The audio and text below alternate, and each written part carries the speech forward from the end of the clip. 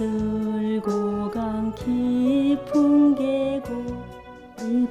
계곡 양진역에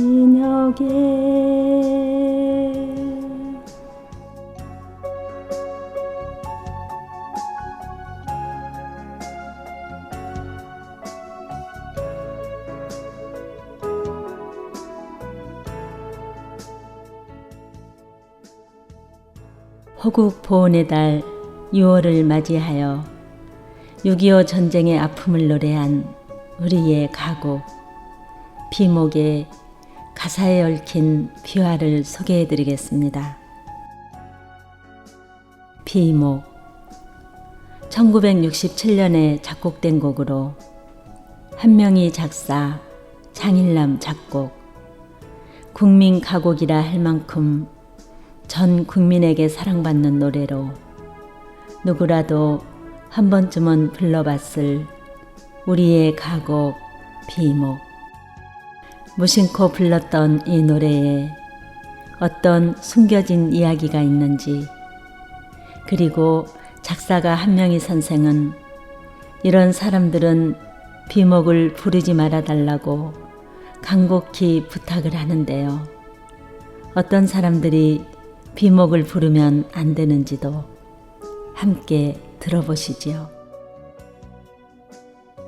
작사가 한명희는 6.25 전쟁 때 전투가 치열했던 화천 부근에서 군 생활을 했습니다. 1960년대 중반 ROTC 육군 소위로 수색중대 DMZ의 초소장으로 근무하던 시절 어느 날 우연히 잡초 우거진 곳에서 무명용사의 녹슨 철모와 돌무덤 하나를 발견했습니다. 그는 자기 또래의 젊은이가 조국을 지키다 쓰러져 간 걸 안타까이 여겨 후에 노랫말을 지었고 장일남 작곡가가 곡을 붙여 가곡 비목이 탄생하게 되었습니다. 전쟁의 두려움과 비참함, 그리고 시리도록 간절한 향수와 애잔함이 서정적으로 잘 표현되어 있는 우리의 가곡 비목. 이 노래가 탄생하기까지의 숨은 사연을 한명희 작사가가 직접 밝힌 것을 전해드리겠습니다.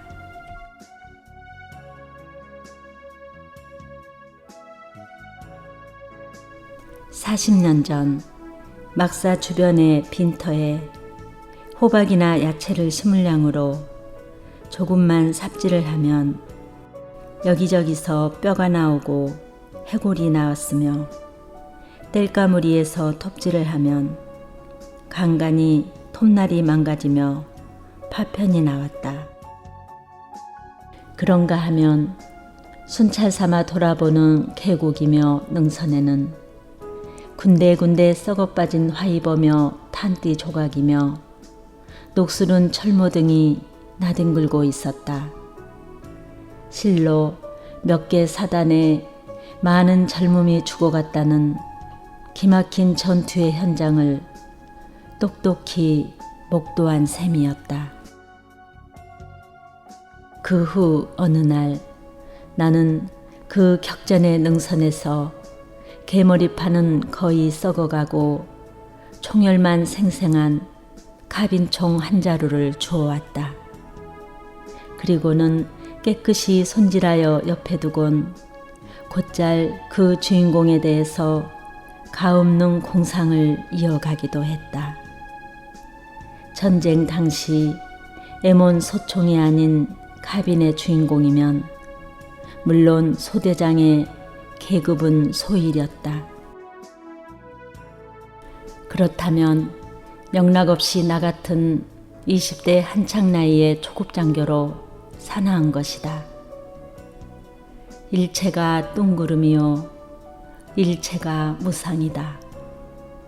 처음 비목을 발표할 때는 가사의 생경성과 그 사춘기적 모두의 치기가 부끄러워서 한일무라는 가명을 썼었는데 여기 일무라는 이름은 바로 이때 응결된 심상이었다.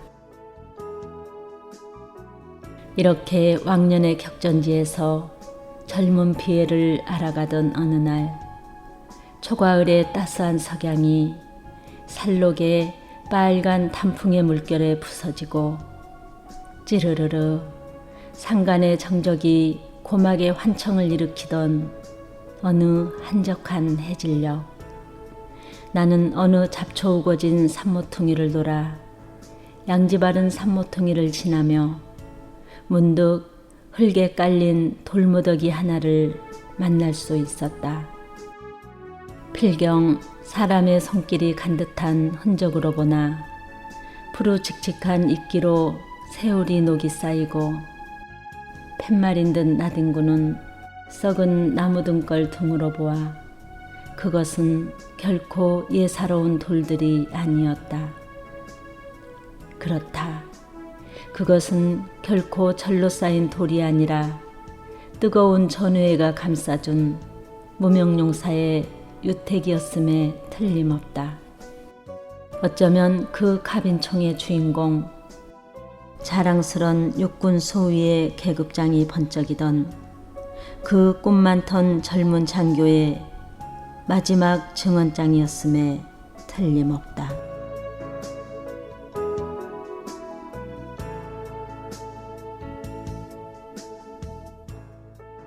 이제 이야기가 여기쯤 다다르고 그때 그 시절에 비장했던 정감이 이쯤 설명되고 보면 비목 같은 간단한 노래가사 하나쯤은 절로 엮어질 수밖에 없었다는 감성적 개연성을 10분 수긍하지 않을 수 없을 것이다.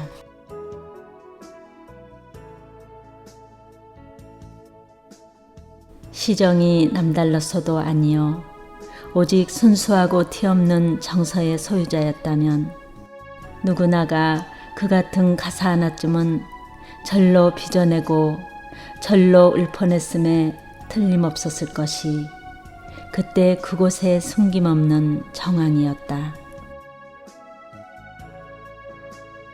그 후 세월의 밀물은 2년 가까이 정들었던 그 능선, 그 계곡에서 나를 밀어내고 속절없이 도회적인 새 속에 부평초처럼 표류하게 했지만 나의 뇌리, 나의 정서의 텃밭에는 늘 그곳의 정감, 그곳의 환영이 거칠 날이 없었다.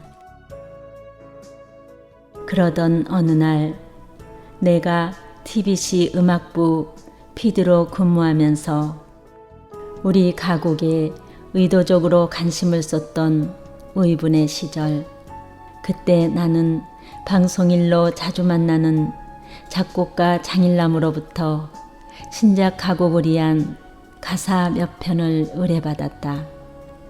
바로 그때 제일 먼저 내 머릿속에 스치고 간 영상이 다름 아닌 그 첩첩산골에 이끼 덮인 돌무덤과 그 옆을 지켜섰던 새하얀 산목련이었다.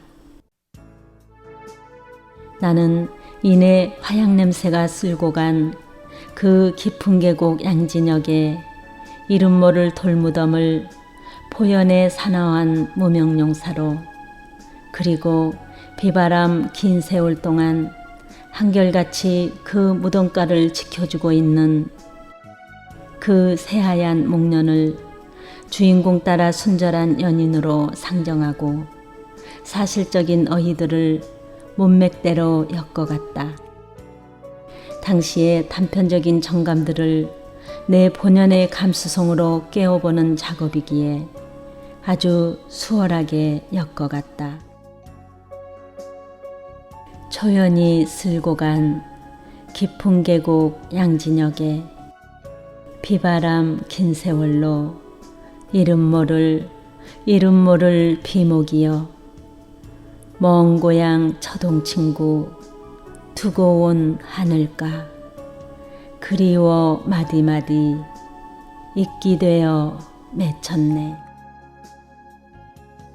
국로루 산울림 달빛하고 흐르는 밤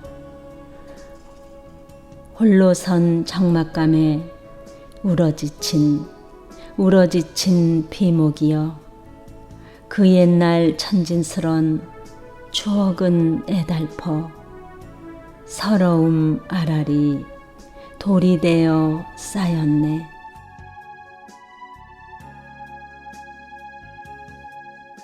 이렇게 해서 비목은 탄생되고 널리 회자되기에 이르렀다. 오묘한 조화인 양 유독 그곳 격전지에 널리 자생하여 고족한 무덤가를 지켜주던 그 소복한 년인 삼목년의 사연은 잊혀진 채 용사의 무덤을 그려본 비목만은 그야말로 공전의 히트를 한 셈이며 지금도 꾸준히 불려지고 있다. 비목에 얽힌 일화도 한두 가지가 아닌데, 가사의 첫 단어인 초연은 화양연기를 뜻하는 초연인데, 초연하다, 즉 관심을 두지 않는다는 오불관원의 뜻으로 해석되는 경우도 있었다. 또 한때는 비목이라는 말 자체가 사전에 없는 말이고 해서 패목의 잘못일 것이라는 어느 국어학자의 토막글도 있었고, 비목을 노래하던 올로급 소프라노가 국노루산이 어디 있느냐고 묻기도 한 일이 있었다. 국노루에 대해서 언급하면 비무장지대 인근은 그야말로 날짐승 길짐승의 낙원이다. 한 번은 대원들과 함께 순찰길에서 국노루, 즉 사양노루 한 마리를 잡아왔다. 정말 향기가 대단하여 새끼 염소만한 국노루 한 마리를 잡았는데 온통 내무반 전체가 향기로 진동을 했다. 그런데 문제는 그것이 아니고 그날부터 홀로 남은 작인 암놈이 매일 밤을 울어대는 것이었다. 덩치나 좀 큰 짐승이 울면 또 모르되 이것은 꼭 발발이 애완용 같은 가녀로운 체구에 목맨 듯 캥캥거리며 그토록 애타게 울어대니 정말 며칠 밤을 그 잔인했던 살상의 회한에 잠을 이룰 수가 없었다. 더구나 수정처럼 맑은 상강 계곡에 소복한 내 누님 같은 새하얀 달빛이 쏟아지는 밤이면 그놈도 울고 나도 울고 온 산천이 오열했다. 국노루 산울림 달빛하고 흐르는 밤이란 가사의 뒤안길에는 이 같은 단장의 피감이 서려 있는 것이다.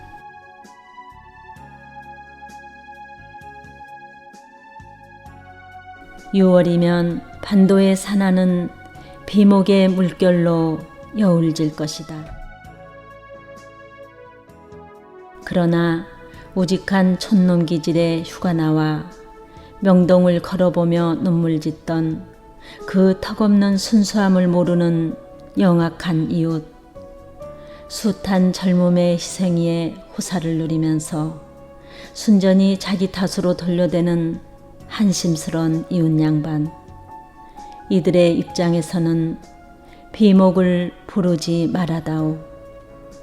시퍼런 비수는커녕 어이없는 우격다짐 말 한마디에도 소신마저 못 펴보는 무기력한 인텔리겐차, 말로만 정의, 양심, 법을 되뇌이는 가증스런 말파리꾼들, 더더욱 그 같은 입장에서는 비목을 부르지 말아다오.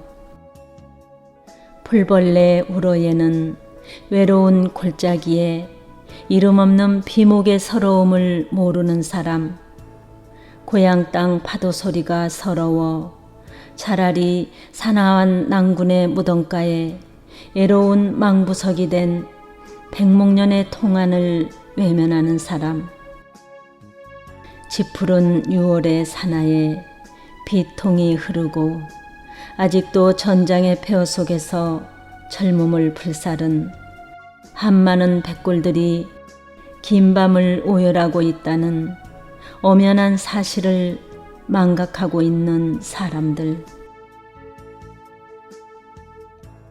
겉으로는 호구경령을 외쳐대면서도 속으로는 사리사욕에만 눈이 먼 가련한 사람, 아니 국립묘지의 묘비를 얼싸안고 통곡하는 혈육의 정을 모르는 비정한 사람, 숱한 천장의 고온들이 지켜낸 착하디 착한 이웃들을 사복처럼 학대하는 모질디 모진 사람, 숱한 젊음의 희생 아닌 것이 없는 수년한 청춘들의 부토 위에 살면서도 아직껏 호국의 영령 앞에 민주요 정의요 평화의 깃발 한번 받쳐보지 못한 저주받을 못난 이웃들이여, 제발 그대만은 비목을 부르지 말아다오.